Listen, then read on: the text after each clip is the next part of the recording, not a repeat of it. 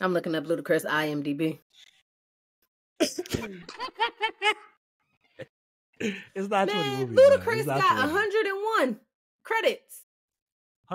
Credits, but are they movies? Some of those are TV appearances and stuff like that, where he's appeared as himself on talk shows. Like we're talking about feature-length films. Has he been in 20 feature-length films? Yes, he's in a movie with Lil Rel. I guess that counts too. That one counts. That was good. It was cute.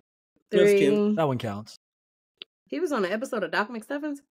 Yeah, he was one of the voices. I remember that. You know, he got his show on Netflix, The Karma's World, animated show. I'm at 13, but the rest of them don't seem like movies. Yeah, that's what I'm saying. So he got another 70 million coming. He got another 70 million coming. I ain't mad at him. Shout out to Chris Bridges. Okay. L-C-U-R-E 101. C-U-L-T-U-R-E 101. See? And what's going on? What's happening? Welcome back. Welcome Black. And welcome to yet another edition of Culture 101 Podcast, where we move the culture forward and have a damn good time doing it. I am 1/3 of the collective, 1/3 of your hosts. I am Trist. I'm posted up in Harlem, USA. And we're gonna throw it right down. Accent when you say Harlem, because the shit's getting better. It's getting better and better every time. As if you're not a New York transplant. Okay. Hey, that's all right, man. Look, I was listening to Dipset the other day. Felt right at home. It's fantastic. Anyway, we're gonna throw it right down to Merlin. Sean the Don, what's popping over there in Merlin? Y'all, I am so sad to be back. The last time we recorded this show, I was in St. Lucia. I am so sad to be back. That's right. We know. Yeah. Welcome back. Came back. It's cold as shit. It was supposed to snow yesterday. Thanks. Ugh. Oh, it snowed here. I'm always tan, but yeah, we didn't get the snow, luckily, but we did get the cold ass weather. So not really happy about that. Happy to be alive, and I am in good spirits. Praise him. That's good. Want to do it? What you doing? And you're not repping Texas today, Liz. I'm surprised. That was Howard. I was repping. It just so happened to be Howard, Texas. But it had a Texas flag on the front of the. I didn't see anything about Howard. I just saw Texas. I didn't either. I showed that it was on the back. Yeah, but you on the back. I didn't see it. I didn't see it. I digress. I'm representing us today. I have on my Culture 101 shirt, like my twin. I put the flannel on so we can be twins for real. Absolutely. Absolutely. Y'all look like Twin Day in high school. Y'all used to do those? Yes. So, period week. You had we never got a Twin Day. What is that? Is that just like you pick a friend and y'all dressed up? Yeah. So it was we didn't get a Twin Day. Spirit Week. It was like Twin Day, different things. Mismatch Day, Sports Crazy Day, Hair Day. Like it was all random stuff.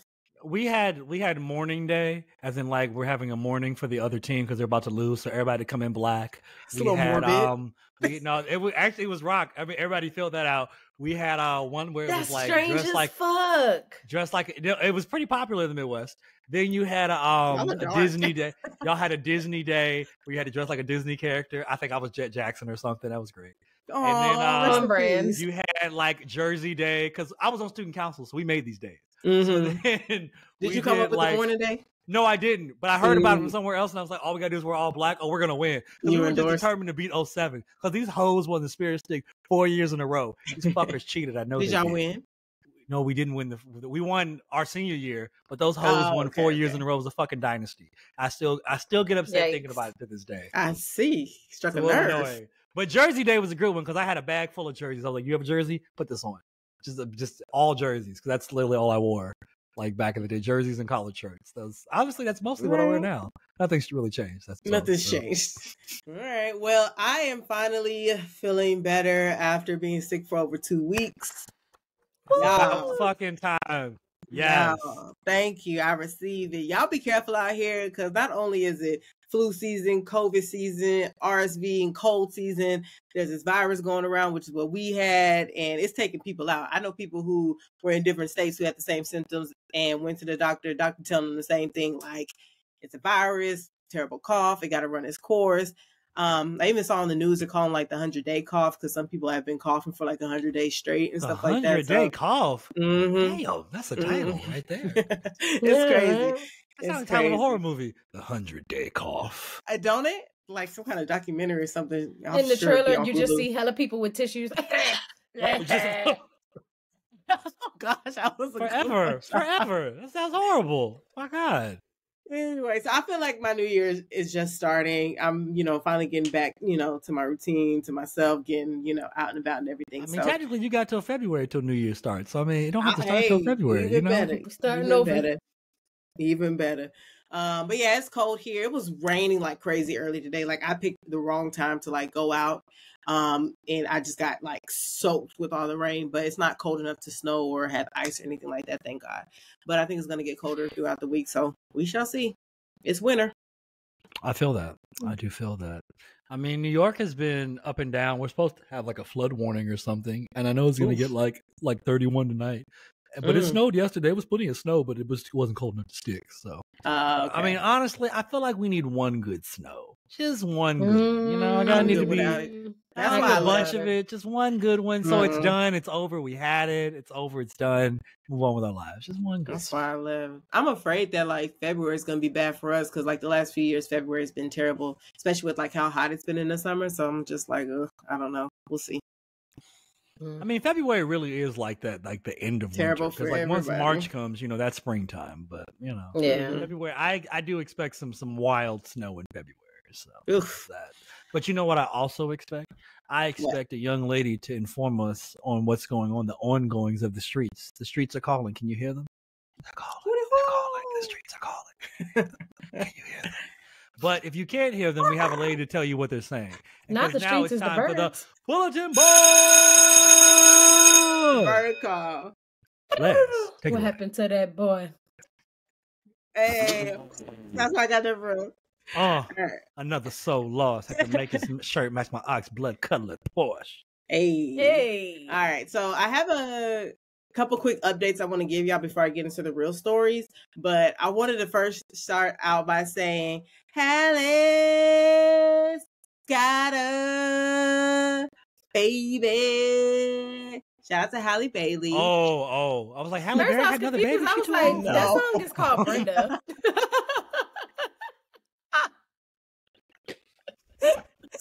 I thought she meant Halle Berry. I was like, her old ass had another baby? Oh, good Lord. Not her old the ass. young one. Jesus.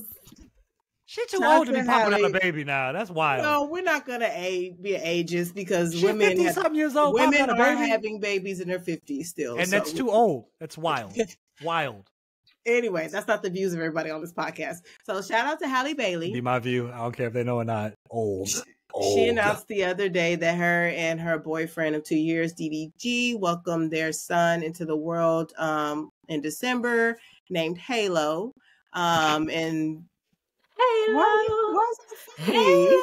Have you seen all the videos and memes of that? I haven't, but it's just funny in general. Just you tell it to me right now. I cracked up laughing. So they Shout said out to Halo. Shout out to Halo. They said Halley calling Halo, and of course it was Beyonce singing Halo. So it's just did they give him like a full like Master Chief outfit? Y'all don't even get that joke. Never mind. No, they're not showing his face. They just showed his little hand and her clutching it, and he had his little bracelet that was engraved with Halo on it. Super cute. But yeah, shout out to them. And I'm going to move on to my first update, which is a Mean Green suspended indefinitely update. So as you probably heard, Draymond Green is going to be rejoining the Warriors after missing 12 games.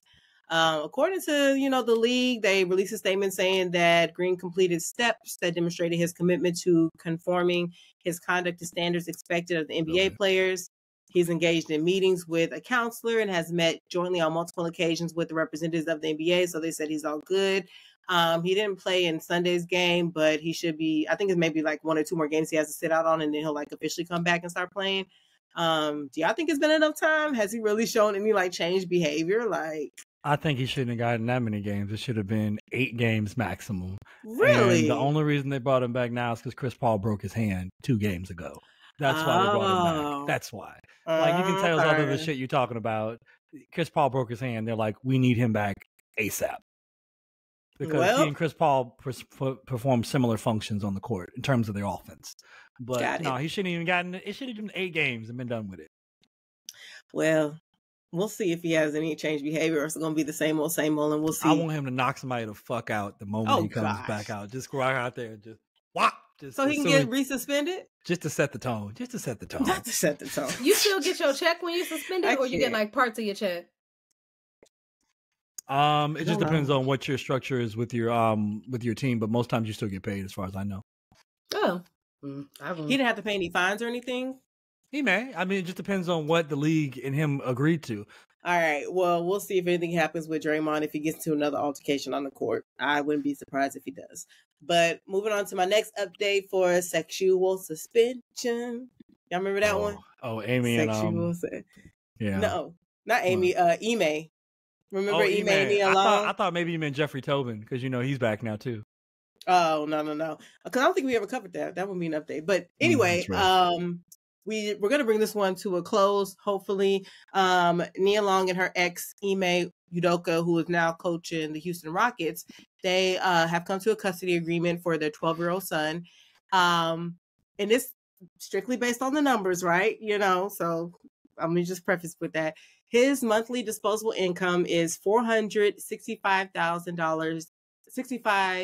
Let me start over, Lord. I can read numbers. It's $465,804. Their son resides with Nia 95% of the time. So based on the calculations, she's supposed to be receiving $56,389 a month, but they mutually agreed upon $32,500 a month. So good. Woo! Good. Listen, this is my tax bracket. This is rich people problem. I can't even relate to the conversation. That's a lot of people's yearly $50,000 a month is a lot of people's fucking yearly salary. So that's $32,000 is a lot of yearly salary. Yeah. So, of course, in this agreement, he will, of course, be having visitation rights, but apparently has to be reasonable visitation, and he has to provide Nia with written notice and a plan for the anticipated visit via email at least 10 days beforehand. So he can't just pop up, apparently. Man, when people gotta talk through email, that shit sounds stressful. Like, that shit sounds stressful. You can take my money every first month, but I can't see my son when I want to. That's the dumbest shit ever. I can't stand that. I don't know, because I don't know based on how things ended if they are like who knows what the agreement is. Like I get that, but it's just like you want that check at the first of the month, and you don't want 10-day notice for that. But I can't go see my son. I gotta give you a 10-day written notice. Like what? Yeah. What? Case closed. There, that relationship is done. They settled all that, and they're both moving on. So here we are. Yikes. All right. So now we're getting to the real story that I have. And I don't know if y'all saw this. This did go viral, and it was on the news. So I thought this would be a good lesson for some.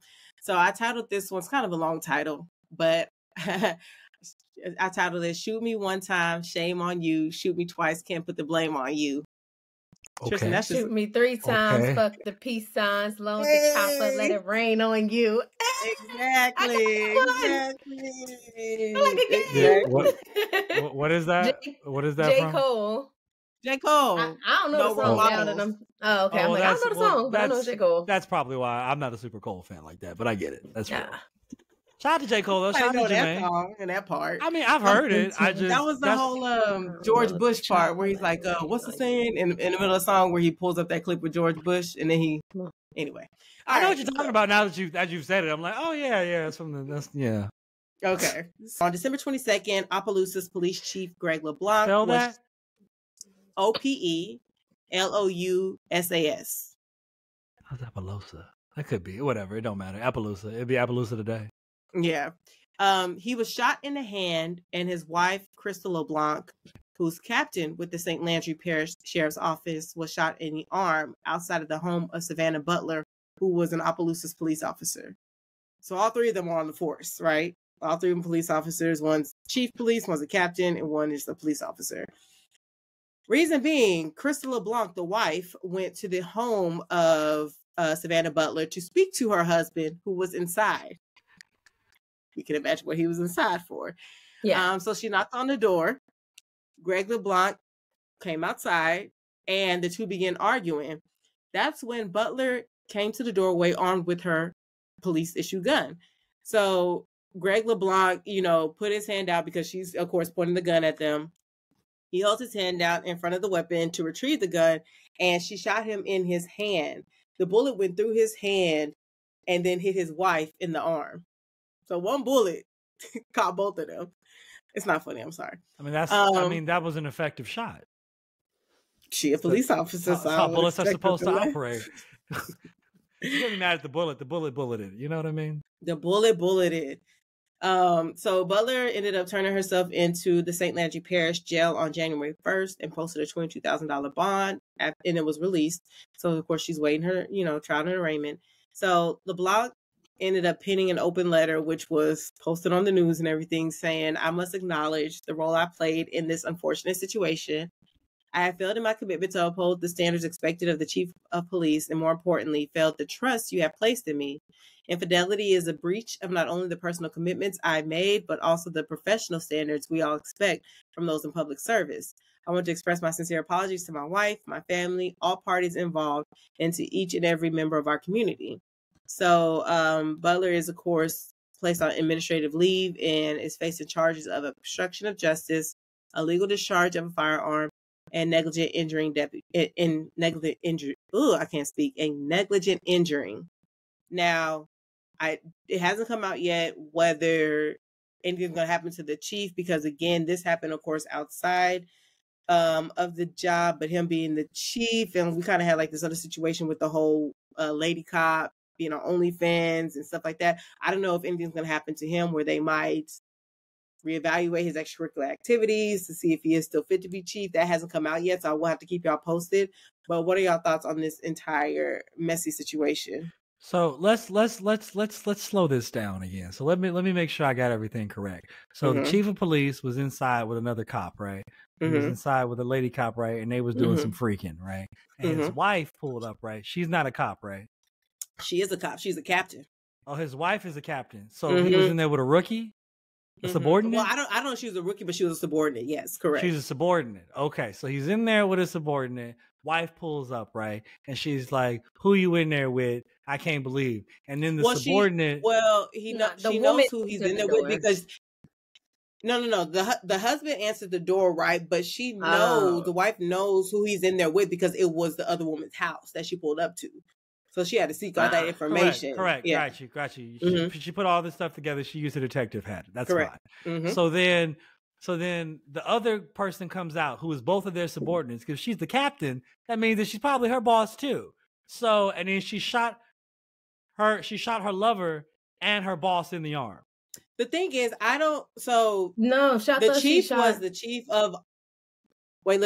is the chief of Opelousas Police.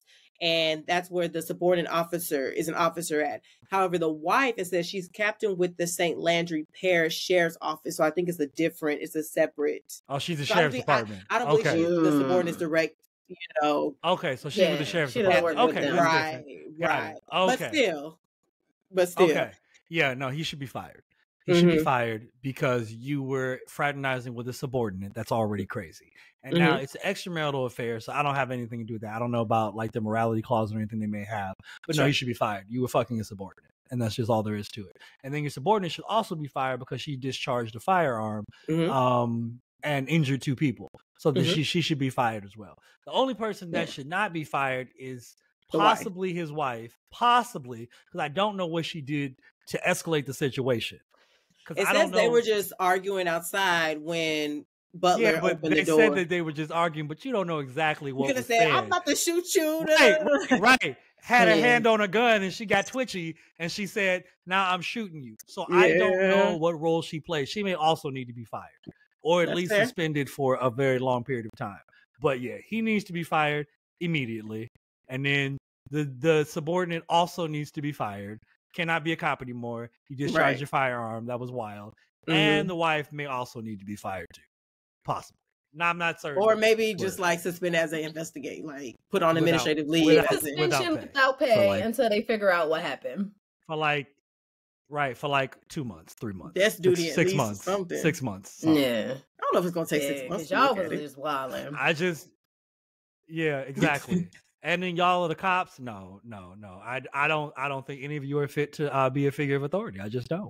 That's real. I just hate it's us. I was like, come on, black people. Well, these is all black people? Hey. Yeah, my bad. They black. I didn't get that. The chief police. Chief I didn't get that nice either. He one of them, like, nice hair, green eye type of thing. I'm like, this guy. Everybody has nice hair. I refuse to let that term be out there. Everybody has. There ain't no such thing as good hair. Does it grow on your head? It's good. Amen. They know what I mean. Greg a black name? Because now that I'm looking back at the story, I'm like, wait, his name was Greg. I know is that black Gregs. I know. Yeah, no, black I'm saying, Gregs. is it only black? I don't know any white Gregs. Oh, I know plenty of white Gregs. Because Gregory, there's plenty of. I know plenty of white Gregs. Craig is strictly black. No, there's white Gregs too. I know white Gregs. Yes, no white Gregs. Yes, absolutely. But it's funny. No one for sure. Because he spells Greg like Craig with a G. It's spelled Graig. He spells Greg like Craig with a G. What? Okay, well, that's a black name. That's a black name. That's a black name. That's a black name. Okay. Yeah. All right. Damn. It had to be us. Yeah, my nigga. I hate it had to be him. Bitch, you wasn't with me shooting in the gym. I mean, it's clearly not. Oh my God. Oh my goodness. Yeah, I'll keep y'all posted if they do end up getting fired. And if she ends up going to jail for it, she might have to serve some kind of time. But all right, I want to do one last story because I know we are all dog lovers and y'all have furry friends. So I wanted to see what y'all would do in this situation. So this made news as well. I titled this one, Can't Teach an Old Dog New Tricks. But in this case, you might be able to. All right. So Clayton and Carrie Law pulled out $4,000 from the bank in cash. They were preparing to do a home improvement project. I believe it was like getting a new fence built or something like that. So they had the $4,000 cash in an envelope that they just, left on their kitchen counter and went on about their business in the house. Lord. So Clayton comes back after, some time doing whatever in his house. And he sees that their 7-year-old dog named Cecil is standing over a pile of mutilated cash. So the Laws were shocked because they said Cecil has never gotten on the counter before. In all his 7 years, he's just mostly been on, the floor, maybe the couch, but they say he's never gotten on the counter. So they said at first he seemed fine. But in the middle of the night, they were woken up to hearing sounds of the dog about to throw up. You know what that sounds like. And so the dog throws up. Of course, he realizes there's like half-eaten $100 bills and $50 bills in the vomit. Take them shits together. Take them shits together. Okay. So over the next few days, they ended up having to sift through their dog's throw up and, boo-boo and all that stuff. He's coming out of both ends. And they said they were able to find most of the bills, carefully wash them, and put them back together. So they pieced back as much as they could so they could swap it out at the bank. And apparently the bank told them, hey, this is normal. This happens all the time. If you're able to piece them back, mostly together, we can swap them out. No big deal. And the bank says that this happens all the time because, money holds so many different scents, especially if they come from like restaurants and stuff like that. And so that's probably what attracted the dog to the money. Probably smelled like food or something like that. So they ended up recouping $3,550, which means they lost $450 total. Yeah. Yeah, but like if I gotta you gotta cut your losses, the cost, I feel like that's not that bad. Okay, all right. Yeah. $400 total that they couldn't get back. 400? They lost $450 that they $450 out of 4,000. Yeah. That's good. Yeah. Yeah, that's what I'm saying. You gotta, take an L, but that's not that huge of an L. Yeah. So apparently they've kind of put the home improvement project on hold, and right now they said they're creating art with the remaining pieces of money that they couldn't put back together. They're white. So anyway. What would y'all do in this situation? Would we sift through dog shit? Yes. If pretty much. I need they need that $7,000. That $4,000. That's not like play money for them. Mm-hmm. Yeah. So yeah, I would have done that. I would have been with my gloves on. Some gloves on. I'm not gonna lie to you. That dog might have caught an ass whipping. Like I know, I know that you are a good dog, but today you was about to get this good ass whipping.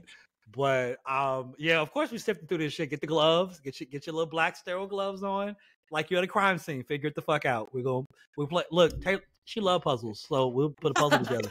It's a puzzle. Listen, this is a puzzle. She loves puzzles. Listen, my dog would have had to go through emergency surgery. Look, I'm taking you to the vet. We're gonna get all this money out It wasn't gonna work that way. You know, money's made of mostly cotton. It was gonna digest. That shit was gonna digest. Yeah, I don't know. Sifting through dog poo though, like that's not the worst thing I've had to sift through. It could be worse. What you had to sift through? What's worse? It's not important. I want to know. Crime minds want to know. It's not important. It's not important. What is important is that hopefully they know now.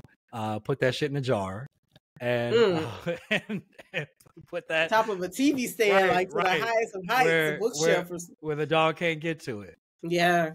Lesson learned for sure. But yeah, I know that was a lot. It was quite a few things to update y'all on and a couple like interesting stories. But that's all I have. So I will keep my ears to the street and report back next week.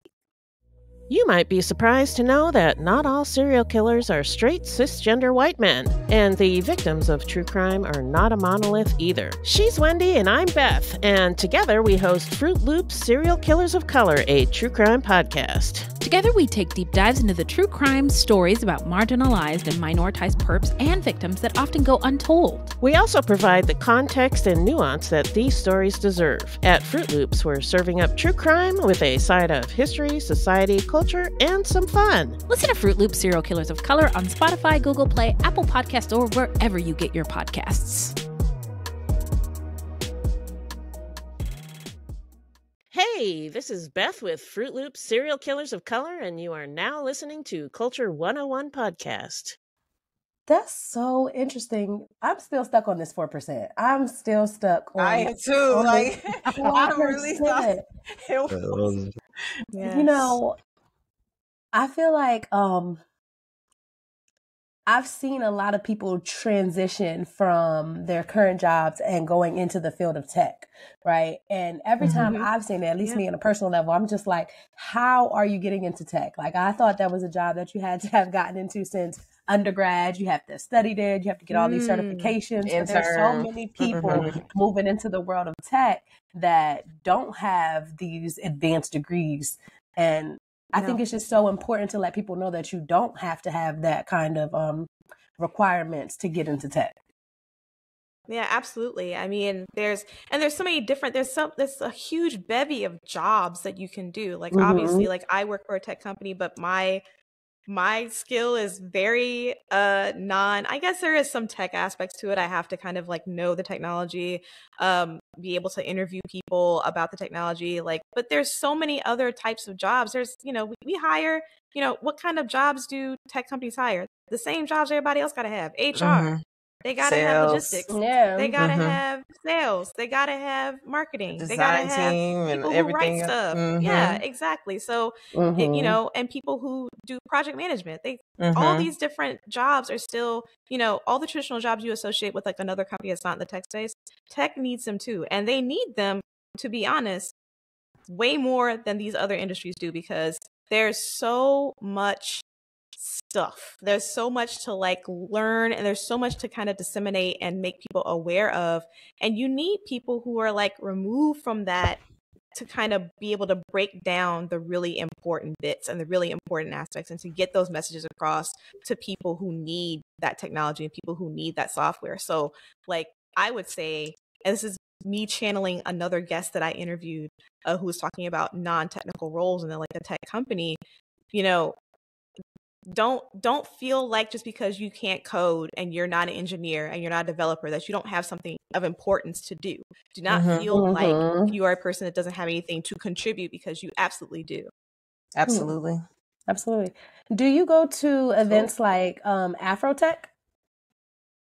Red Hat has a presence there. I have not been able to make it because my boss, the consequences of being good at your job, he's like, I need you to work on things for 2024. So I have not been able to make it. I do have a couple of friends of mine who are in Red Hat Build, which is Build stands for Blacks United in Leadership and Diversity. They will be at Afrotech. So if you see them, if you see somebody walking around with a Red Hat shirt, tell them Kim Huang says hello. Hey. Yeah, I'm not going to the actual.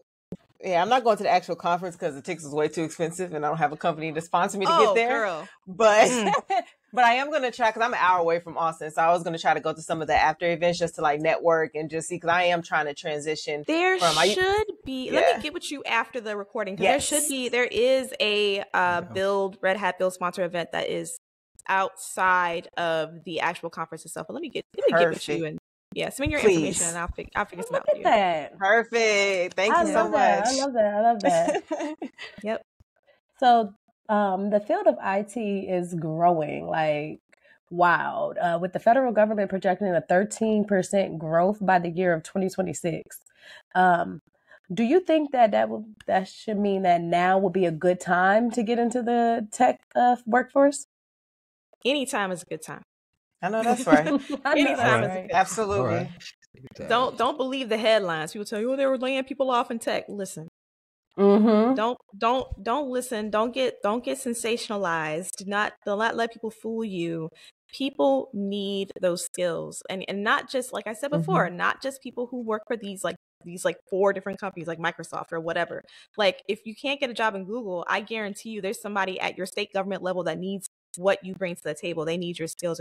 If you're a system admin and you're like, oh, I can't get a job at like X company or I can't get a job in this, it really, sometimes all it takes is a pivot. Like state government are hungry for people who understand tech.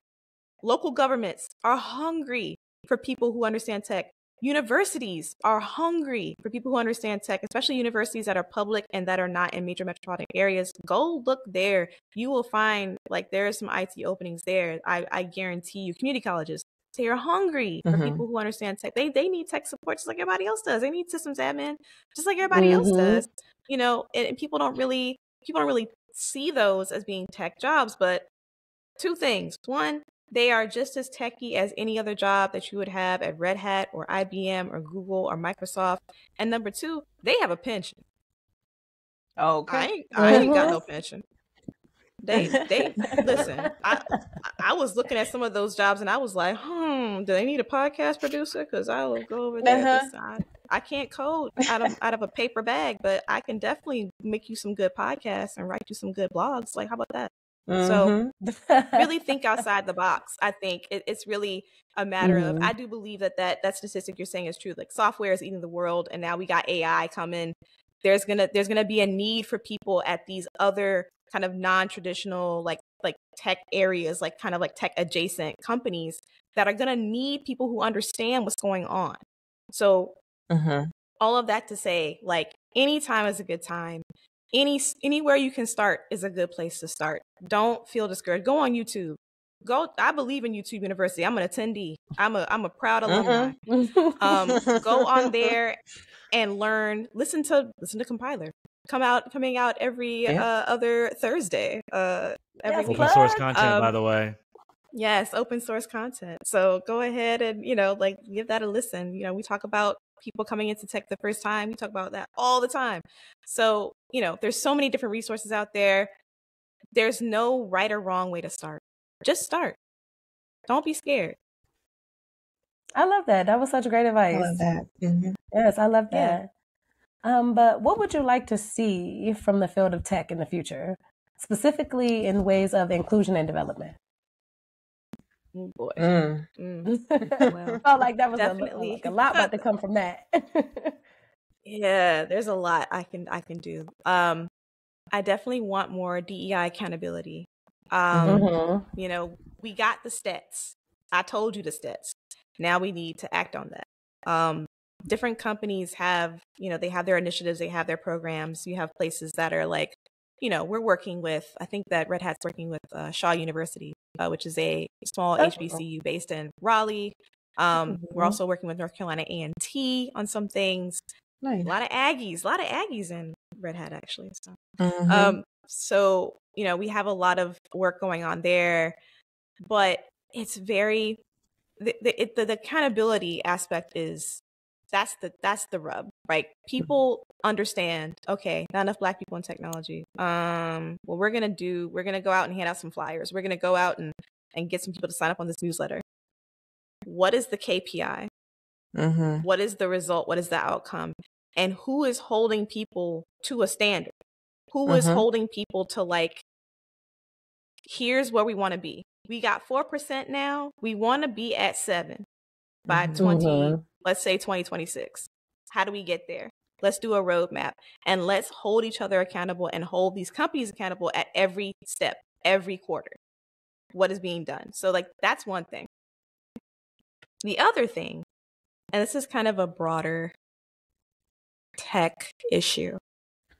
And I'm trying to think of a really not neutral, but safe way for me to say this. I will say this.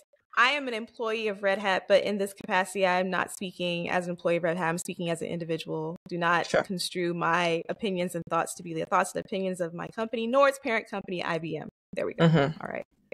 So I speak freely. Yes. I want there. Live your life. Yes. I want there to be more accountability with AI, ML. AI, artificial intelligence, ML being machine learning. I want there to be more diligence, more ethical diligence, more monitoring of AI and what it can do to harm people. Because the people that stand to be harmed are always the people that are disenfranchised, always people who are marginalized, and Black people fall very neatly into that category. So working for a tech company, it's always, like every day, we're all coming in to work and we're working. We have AI that we're using. We're using generative AI for our work. We're using, different, not we as in Red Hat, but just, in general, like we're all going to work and we're either reading about AI or we're talking about data science. We're talking about machine learning. We're talking about natural language processing. And we're not talking about it in the broader sense of the ethical ways to use it and how there needs to be a sense of a standard. There needs to be a sense of like a baseline kind of way to make sure that these technologies are used in ways that help humanity and don't harm it. That is something that I feel like, again, is kind of being done asynchronously. So different companies are doing it, different teams are doing it. They're not working together. It needs to be more collaborative. Companies need to come together and say, here's the standard, here's what we're doing. Do not use our products for X, Y, and Z. If we find out about it, we gonna get you. And that's what it should be, right? That's what it should be, just to protect people who are most vulnerable to being hurt by technology, which is a lot of folks. I agree. Ooh, that was good.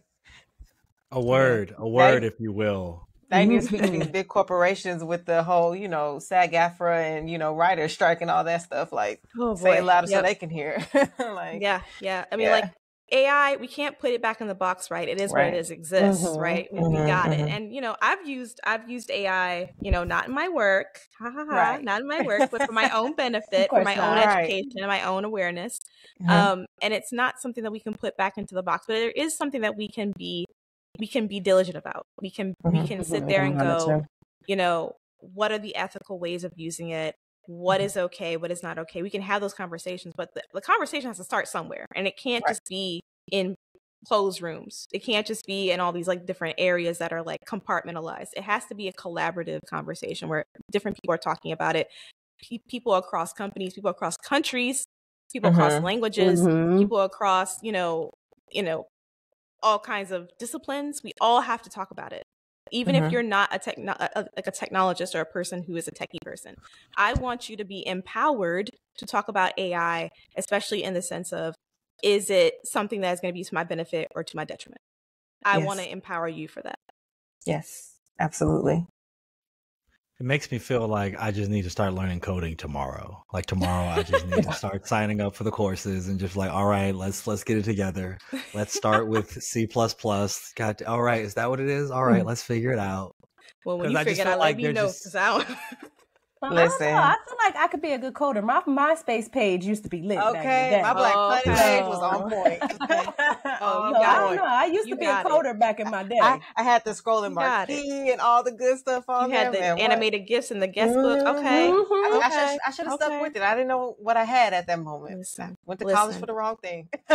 Hindsight is 20/20, but the good thing about it is you don't need a degree. You don't need a degree to do that. You know what I mean? You can just teach yourself and do it on your own and be off to the races. Like I'm telling you, like it's, you know, it's exciting, it's scary, but it's also very exciting to know that, you know, this knowledge is out there, it's accessible, you can act upon it, you can create and kind of like act on your passion and act on your desires, you know, using this technology, like, and learning it. It's very exciting.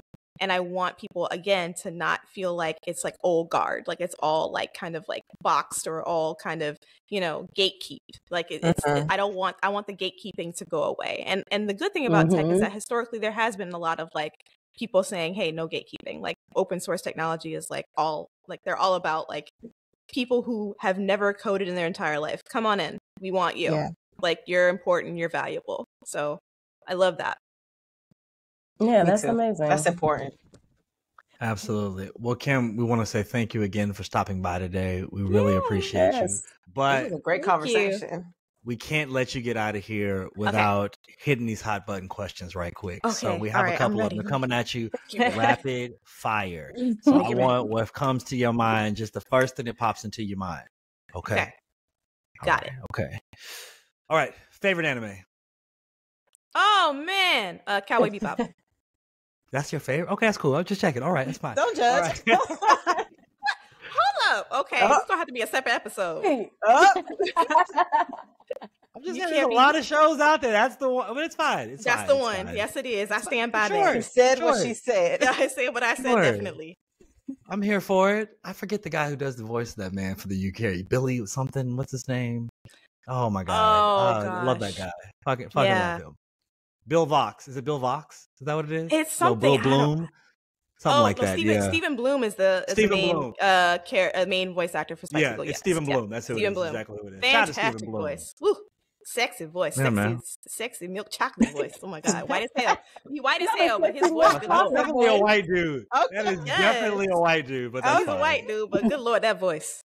Okay. Is it giving John B? Like, what is it giving? I was giving Morris Chestnut. Giving something. Like, what am I telling you? When she said whiteness, I'm like, It's like if Tone Luke was a tenor. Oh wow! Oh. That's what it's giving. That's it's giving. Voice. It's giving. Yes. Yeah. Okay. Favorite aerial acrobatic pose? Tip. Could you describe what that is for the listeners and not just? I'm curious. So in Lyra, it is a position where you hook the front of your foot and hold the backs. It's usually done on a double mounted Lyra. So it's a Lyra that's mounted at 2 points, and then you just tip over, and you're kind of like holding yourself in the air, and you're doing a split in the air, but your foot is like hooked behind the Lyra in order to keep you up in the air, and you're holding with both hands, but it's like behind your back. It's really pretty. It looks like I feel like ballerina. I know exactly what you're talking about. I think I've seen on one of the Housewives shows where they've done that. Well, they attempted, but I know what you're Say the name of that pose one more time. It's I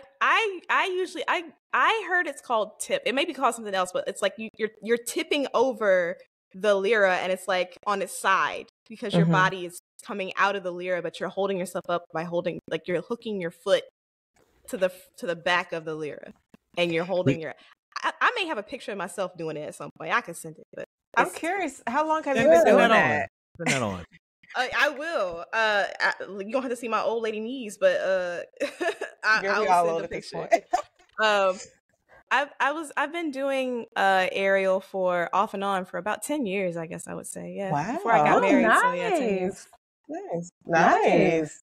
You were doing it before it became like a thing, you know, because I feel like I've only heard of it in the last few years. So that's cool. Yeah, it's fun. I mean, like I recommend anybody to go ahead and try it. It's nice. You won't hurt. You gotta be strong. Like how? I'm stronger in my legs than I am my arms. So I'm like, Can I hold myself up? Like I can't even do the monkey bars. I don't know. The way this back is set up, I'm telling you. Right. Yeah, but I feel like I feel like there's a certain level of it that's accessible for everybody. So like, hey, if you're not strong enough to do it now, trust me, if you keep doing it, you will be. Trust me. True. Very true. Yeah. Yep, that muscle gonna get worked out. Oh yeah, you gonna look. Woof, your back is gonna look sexy. Come on, sexy back. Yeah. You gonna find a class near me. All I can hear is Justin Timberlake. It just started playing in my head. I didn't mean it. I heard it. That's okay. That's okay. We want you to express yourself here. All right. First podcast you remember listening to? Oh my God. That was a long time ago. Probably BBC. BBC teleplay. They do like dramas, still like a BBC drama teleplay. It was like years ago. Okay. Yep. I accept that. All right. By chance, do you remember what that teleplay was? No. I listened to so much stuff. Mm-hmm. I don't remember. I know that my favorite one of all time is Sorry, Wrong Number. Wrong Number. Okay. Check that out. Which is very apropos because it's about to be Halloween, so it's a horror. It's like a horror suspense story. Okay. Yeah. That's my favorite. All right. If you could go back in time 50 years and take one invention with you from these Black inventors, what would it be? Ooh. Yeah. Ooh. Probably GPS. I know. I knew you were going to say GPS. Absolutely. I knew it was going to say GPS. I would know where I would go without it. Yeah. Exactly. But like with no satellites, I mean, you can do it offline now. At least Apple lets you do it offline now. It has to exist that way first, though. You have to already have. Well, you ain't saying all that. I mean, 50 years ago. I mean, technically, you could use a geodesy, which is what Dr. Gladys West, I keep saying her, Dr. Gladys West, made a kind of like a true to form or true to life model of the planet using mathematics. So technically, if you had that formula plus a compass, you could still find your way around. That's real. I'm thinking. No, you're absolutely right. I just don't know if everybody is about that life. Right. So step 1, get the formula. Step 2, learn how to use compass. Got it. I'll go visit her. Go visit her in Virginia. She probably got some documentation. I think she's somewhere in Chesterfield. Chesterfield County, it's like Central Virginia. Okay. But she's a Virginia native. Okay. We can take a trip, y'all. Yeah. All right. Favorite artist, dead or alive? Favorite artist? Dang, just one? Like musical artist? Yeah, musical artist. Oh, okay. One. Oh. You get one. And you get a second one if the other one's unavailable. Why would the other one be unavailable? There was somebody else. They're in a meeting. Whatever. Oh, wow.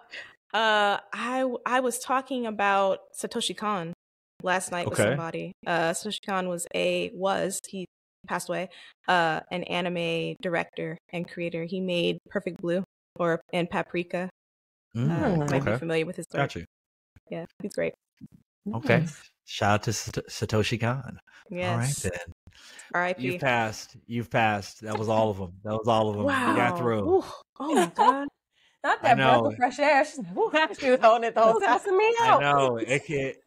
It can be a hotbed here, but we want you to get through. We want you to win. I'm usually asking the questions. That's why I'm usually the one that's asking the questions. I'm not used to be able to ask questions. It's not. It's nice, but oh my gosh, I hope that my guests don't feel this way.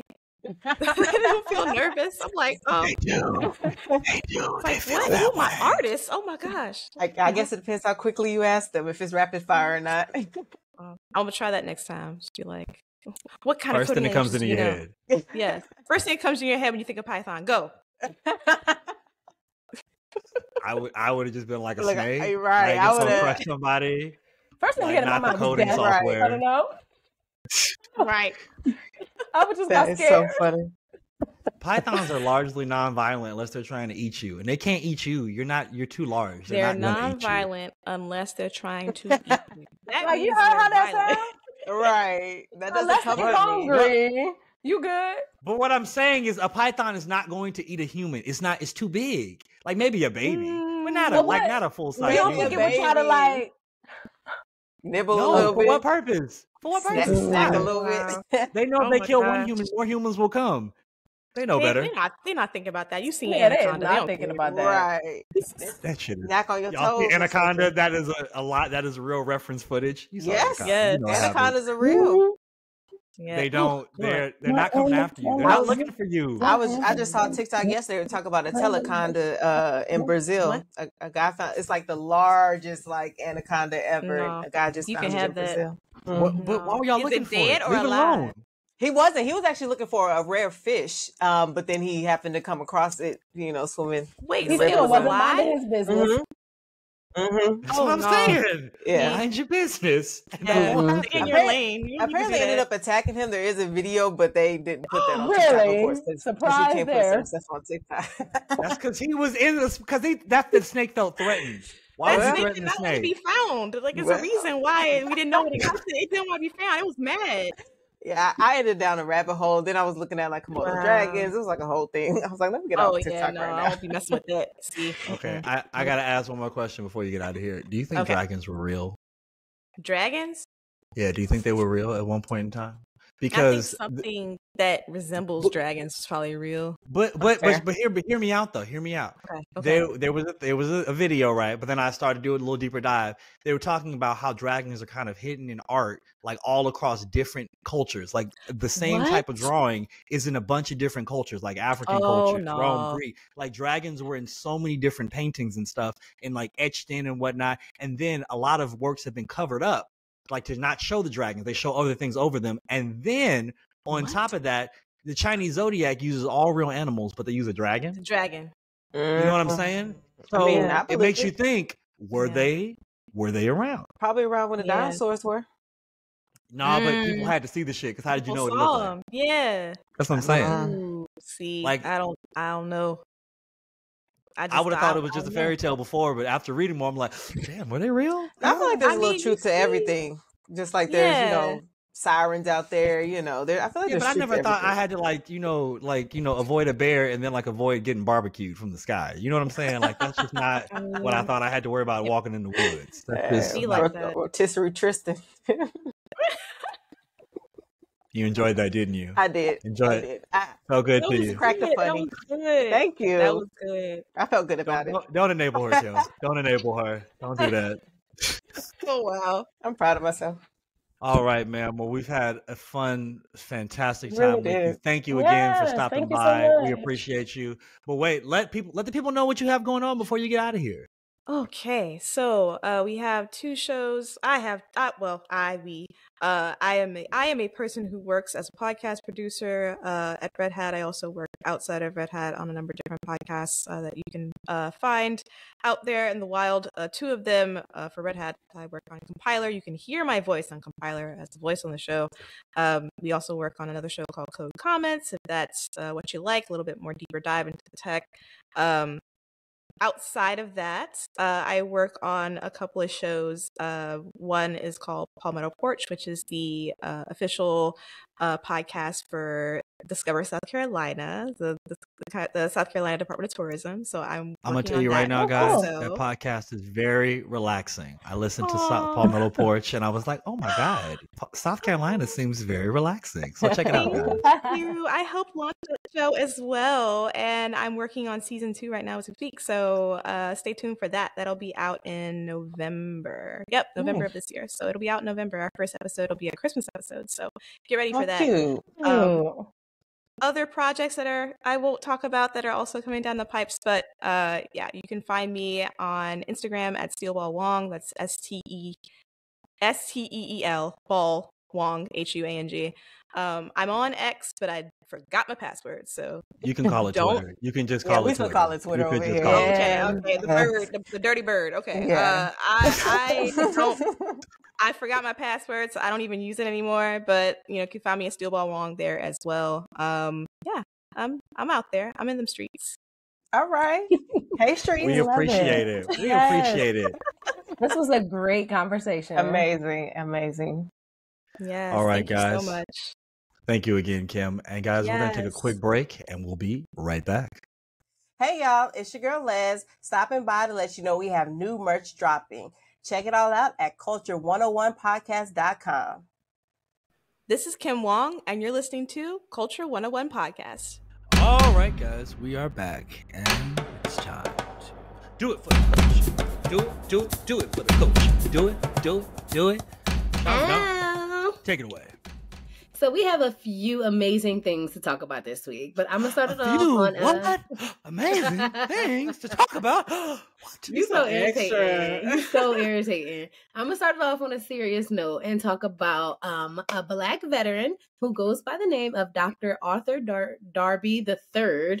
Okay. I always love when people are like the third because it just makes me think your nickname should be Trey, and I just love that. Trey's a good one. Trey Jackson. Such a good one. Or your nickname could be redundant. But that's fine too. Don't do that. Just what are we saying? That's ridiculous. Don't do that. You stupid. All right. Anyway, Dr. Arthur Darby III. He is a former veteran who has opened the first full-service center for veterans in PG County, Maryland. So you know this story is a little close to home. Dr. Darby started a nonprofit in 2019 called Unity in the Community Nonprofit Incorporated. Okay. Come on. Isn't that a cute name? I like that a lot. Unity in the Community. Love that. So they're having a grand opening this Friday, actually, January 12th, for their center in PG County. Nice. The center is called the Unity Center for Veterans, and they will be doing 5 different services to help formerly, I don't want to call them released, but formerly something veterans. I don't know what to call them.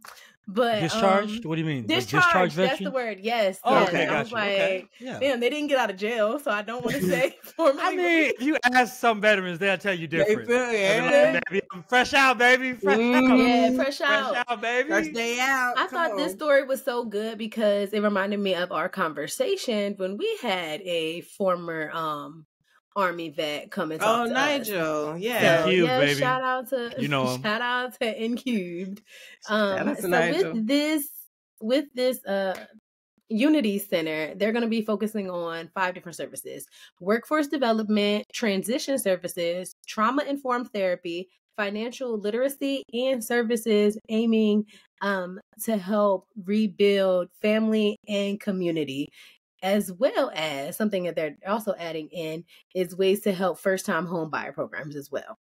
So This center is an all-around wraparound services for not only veterans, but the families of the veterans as well. So to kick them off in their center, they have 14 veterans who they are going to be housing with the housing that's opening this Friday. And they're going to be servicing 150 veterans overall.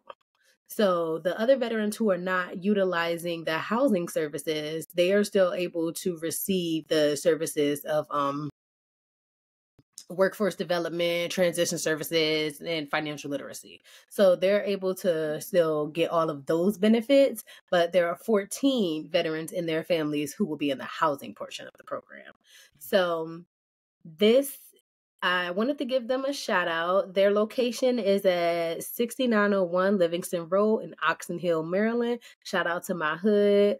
If you want to stop by this Friday, you can do a tour of the facility. They tell you about all their services and they let you know ways in which you can donate money for their nonprofit. So I wanted to give a shout out to this wonderful organization. Just a little rundown of the founder and CEO. Like I said, his name is Dr. Darby, and he is a veteran that served 8 years in the Air Force as a captain. He is also a sociologist and a pastor, and he's been doing that for over a decade. So this man has a little bit of experience doing a little bit of everything. Nice. Yeah, so it's just a wonderful, beautiful thing for veterans. If you know anybody in PG County who could benefit from those services, definitely let them know about what they are doing in the community. But so is it only? I just had a quick question. Is it only for Maryland residents or? Oh, good thing you just asked about that. I was just getting there. So it's currently only for Maryland veterans in the PG County area. But over the next 3 years, they want to develop 20 more transition housing programs for veterans, seniors, and their families, as well as house 300 families nationwide. They also plan to develop 10 additional Unity Academy programs, which is where you can get the workforce development, financial literacy, and all of those things. So they are looking forward to expanding across all 50 states within the next 3 years. That's pretty terrific.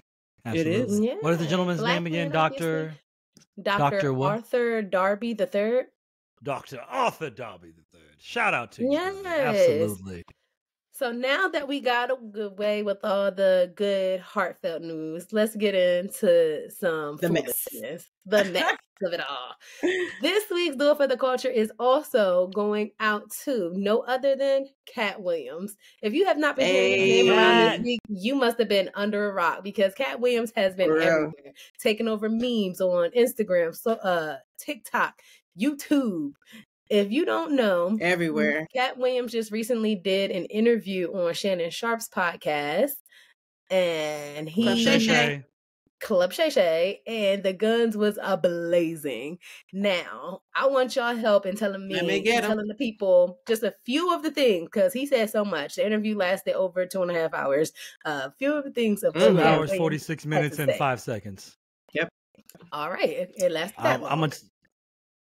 I only know this because I watched every little bit afterward because Shannon has another podcast called Nightcap that he does with Chad Ochocinco-Johnson, and he talked to Gilbert Arenas on there, and they talked about it. He talked about some of the hate he was getting from it, and so he referenced the timestamp on that quite a few times because it's over 30 million views now.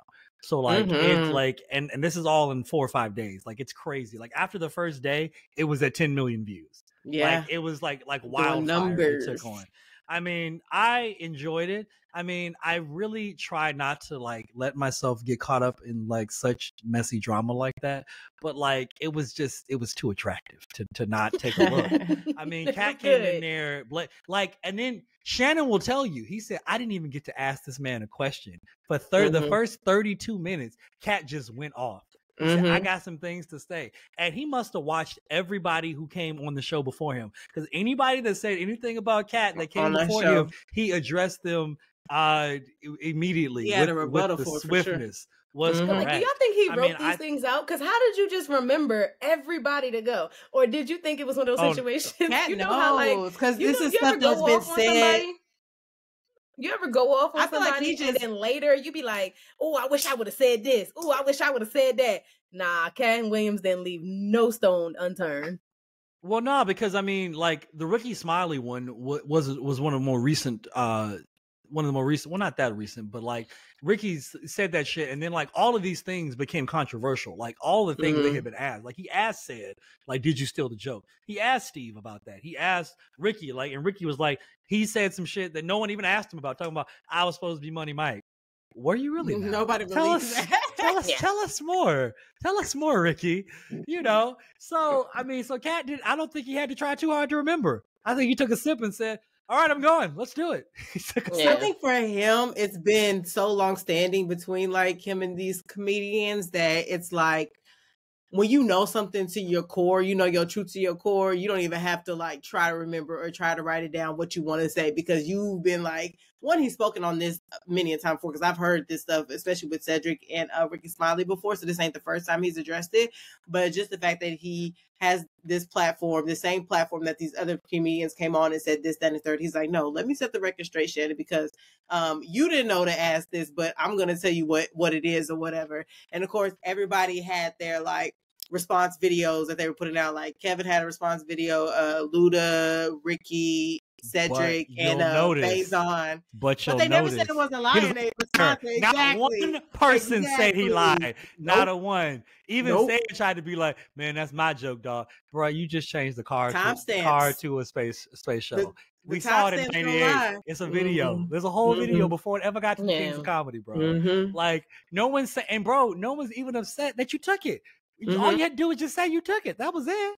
And even, because comedians do it all the time, right? And even Ricky Smiley had Ice Cube on, and he asked Ice Cube, he's like, wasn't that supposed to be money? And Ice Cube was like, So yeah, here's the thing or whatever. Like Ice Cube was not flat out like, yeah, you auditioned for Money Mike, it was yours, but I gave it. Ice Cube wasn't saying that. He was just like, yeah, we wanted to make sure we got you in there and had a good part for you. So like there's no straight Cat, you're lying. So because of that, we know Cat's not lying, So it's just very interesting. I think the quote of it all was he was talking to Shannon, and Shannon was asking about Faison, all these people. He said, "You have an unnatural allegiance to losers, not like you." That's the quote of 2024 right now.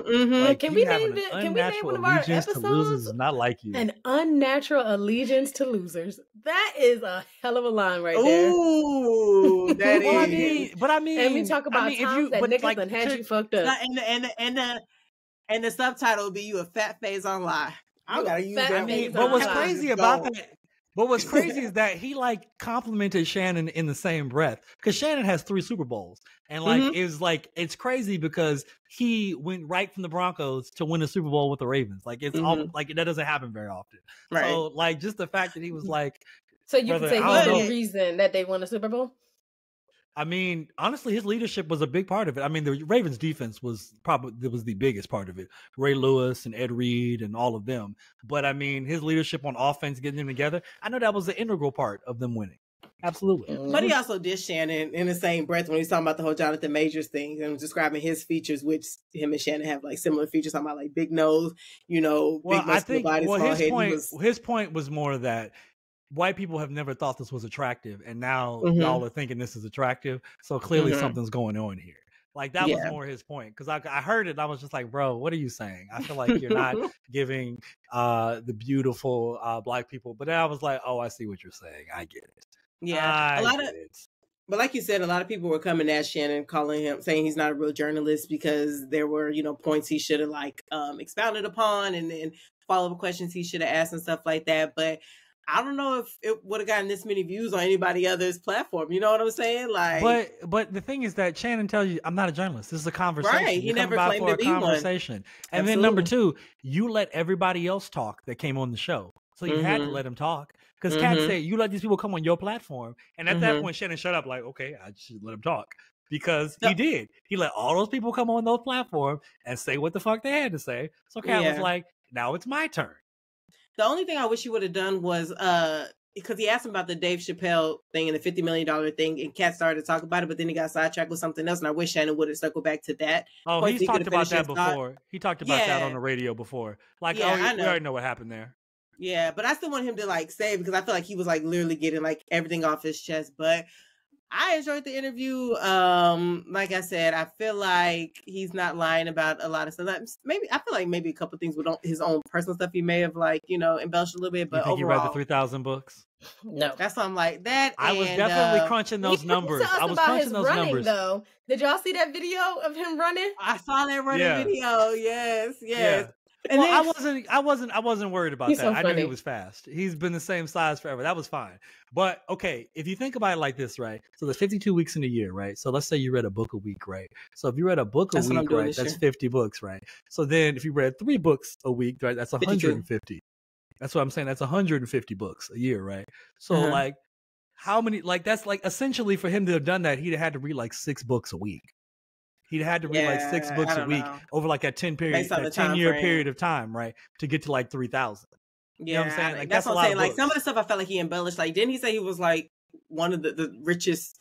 What did he say? Richest comedians or richest people? He said something about he's one of the richest something or whatever. That is true. That is true. What did he say? What was the measurement though? He was the richest what? I don't remember exactly, but I remember watching it and I was like, well, that's probably true, because he does have more comedy specials than any comedian live or dead. And he's been independent this whole time. Maybe so. And he owns those specials 100%. So, any type of streaming or anything they get, that's all his. So, I don't know. I will say a lot of people did come out on social media saying how Kat, randomly gave them money for this or showed up to this and said they did a good job and gave them money and stuff like that. So a lot of people are saying no, this man really is who he says he is. He's really. But that makes sense though, because Jehovah's Witnesses do that. I've even heard, and he said Prince was his friend. I've heard of stories of Prince giving people money and people being and Prince being don't tell anybody I gave you this. I've talked to people in person that have received money. You know what I'm saying? So it makes me, it's all checking out. I just feel like it's all check it out. Like I just feel like the shit is true. It just feels right. Like he called out Diddy. Talk about, you got to refuse Diddy. When Diddy wants to party, you got to tell him no. You got to tell him no. I was like, God damn, all right. And then he's talking the about whole 7 wives thing. What? I saw a picture of all those people, and I was like, well, yeah, I already knew what their wives looked like, and I'm like, he ain't lying. Shit. And notice the Ludacris rap, which was by far a great little freestyle. I'm like, Lou need to put an album out. But he touched on everything except for that. Like, he never said, he talked about how pretty he was, but he ain't saying nothing about it. I'm like, oh, Luda, they gonna jump on you for that. So like, Luda's part of the Illuminati. Didn't know that. That's crazy. I mean, that's wild. I'm not saying yes or no because I don't know for sure, but what he said makes sense because there's certain people that blow up all of a sudden, like. Well, I mean, Luda I just assumed that after the second Fast and the Furious movie, I mean, you got to be in because he hasn't been in all of them. He wasn't in the first one, and nor was he in the third one. So he's been in, what is that, 8? Do we accept Tokyo Drift? He wasn't in Tokyo Drift. That's the one with Bow Wow. Do we accept Tokyo Drift? Yeah. Well, you have to accept Tokyo Drift because if you don't, it doesn't set the story up wrong. Yeah. Mm-hmm, so like, I'm honestly, I like Tokyo Drift. That was a good one. I enjoyed that one. I actually enjoyed it, but you know people be coming for Tokyo Drift. You know what they be saying. I mean, they can do that. That's fine. But either way, all I'm saying is, like, he hasn't been in 20 movies. Has he been in 20 movies? Well, they're still going. They're not going to have 20 Fast and the Furious? Stop it. Yeah. 10 was the last one, I thought. I thought 10 was the last one. So they say. No, it's not. It's not. I thought it was always supposed to be 10. Mm-mm. Oh, man. Well, well, we're going to see. We're going to see. But for sure, shout out to Cat Williams, though, man. Shout out to him. For sure. Makes me want to go back and watch his comedy specials. I've been seeing all the old clips. Shout out to Dr. Arthur Darby. You're doing great things. You both deserved our Do It for the Culture for this week. Mm-hmm. All right, guys, we'll take a quick break and we'll be right back. Hey, guys, it's your boy Tris. And guess what? We got new merch. That's right, new merch. Come check it out. Culture101podcast.com. Stay tuned. Stay locked in. Hey, this is Wendy of Fruit Loop Serial Killers of Color podcast, and you're now listening to Culture 101 podcast. All right, guys, welcome back. But sadly, it's about time for us to get up out of here. I know. Everybody take a moment and pause. I know. All right, that's enough. Either way, guys, thanks so much for tuning in this episode. We appreciate you. Shout out again to Arthur Darby III and helping veterans fill in the gaps with his new unity for the community. We love it. And again, shout out to Cat Williams. I mean, definitely starting 2024 off with a bang.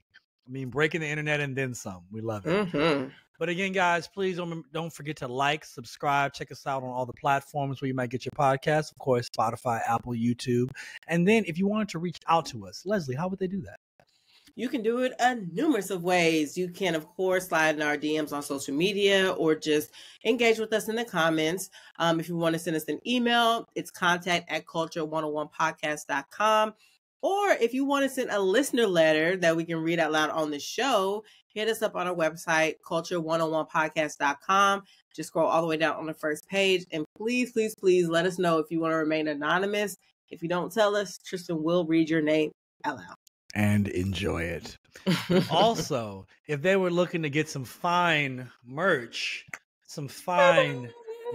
for gifts for Valentine's Day coming up, all those other wonderful things. And I hear it's Aquarius season out here soon enough. Need gifts. Where would they get that, Sean? I was so distracted with you rubbing into these.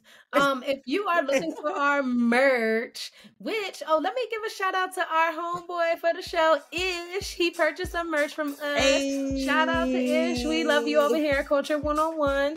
If you are looking for some merch for you, the loved ones in your life, maybe you want to give it to a couple joints for Valentine's Day, whatever you are trying to do, you can look them up at culture101podcast.com. Did you learn nothing from I Hate You to Death?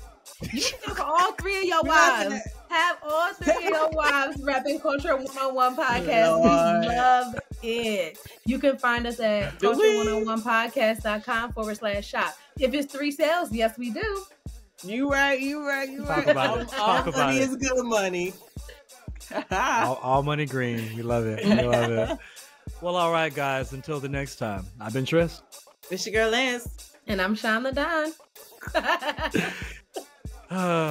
And even though these news cycles may change, the vibe remains the same, y'all. We out. Bye. Bye.